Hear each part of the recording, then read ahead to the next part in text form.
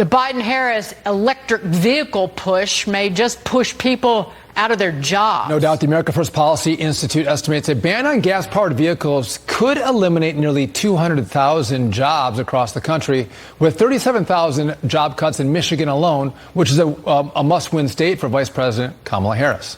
And those are just manufacturing jobs.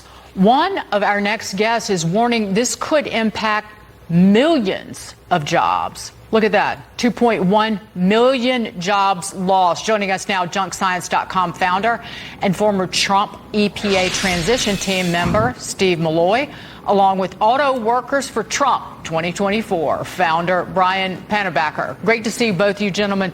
Steve, just focusing on the auto industry is not enough to understand because Kamala Harris, the devastation to the U.S. economy, because Kamala Harris wants to go beyond just a tailpipe emissions regulation. She has said in the past she is all for, co-sponsored the Green New Deal, and that is getting rid of the internal combustion engine. Well, Dagen and Sean, thanks for having me. Yes, Kamala Harris wants to get rid of the entire oil industry. She says that she's for fracking. She's really not. They're blocking pipelines. They're killing the oil industry by 1,000 cuts. We've blocked LNG export terminals. They're in the process of killing off the coal industry. They're going to get rid of the entire fossil fuel industry. There will be no more gas plants, no more coal plants, no more gas stations, no more internal combustion engines at all. We're going electric. At least that's what they want. That's what they say. We're going to be completely dependent on communist China, and it's going to be a disaster. And to that point, Brian, is that why many auto workers are in a position to say, listen, we don't want to transition to electric. We like making gas-powered vehicles, one, because we have a lot of gas in America. And to Steve's point, if we go electric, we're outsourcing a lot of that manufacturing and technology to places like China. Is that one of the reasons why you have so many auto workers coming over to the Trump side? Brian? Are you asking me, Sean? Yeah, Brian. Yeah, that's to you. Yeah, absolutely. Well, we know it's an existential threat to us.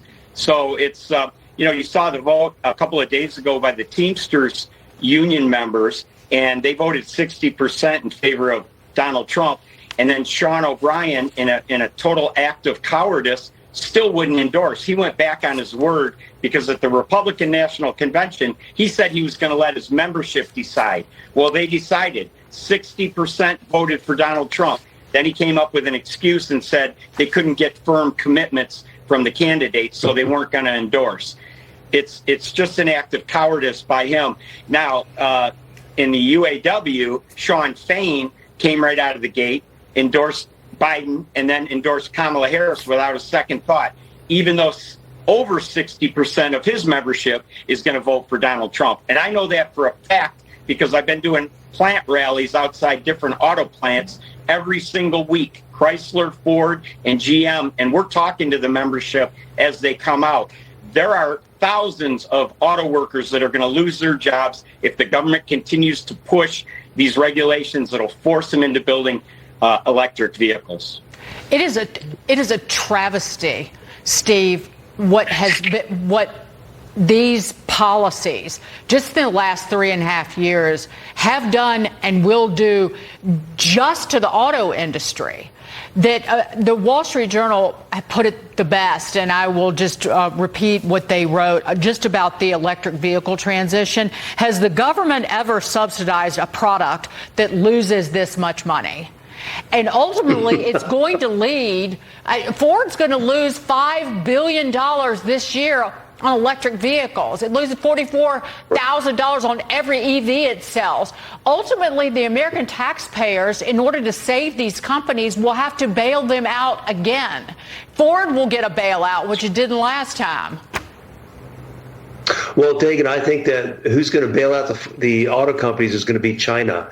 If you look at what's going on in Europe, Europe is trying to fight off the Chinese behemoth with on EVs, and they're struggling with it. They've tried tariffs. Tariffs are not working. China is buying up is selling EV. They're making EVs in Europe now and selling them. The same thing is going to happen here. The Chinese are going to wind up buying our car companies. We're going to be making EVs. We're going to be dependent on China. As it is, you cannot make an EV anywhere in the world without communist China. There are materials that go into these things, especially the processed graphite. The only source is communist China. So in a sense, it already owns the global car industry, but it wants to dominate it because, as you know, China's agenda is to be the lone global superpower by 2049, and they want to dominate all industries, and it includes the car industry, and it's happening. Brian, before we go, just real quick, what's your message to Kamala Harris? Well, I have no message to Kamala Harris. She is not going to be elected president. Michigan is going to go for Trump because our economy depends on it, and Donald Trump is going to turn this thing around. I don't even want to talk about Kamala Harris. She's a liberal attorney from San Francisco who destroyed that city. Then as Attorney General, she helped destroy the state of California. Michigan is not going to vote for her. We're going to vote for Donald Trump. And the minute we go for Trump on election night, it's election over. Trump wins. Brian and Steve, both well said. Thanks for being with us. We appreciate it. We're going to keep following this story of EVs in Michigan. All right. Between the Biden-Harris EV mandate and the rise of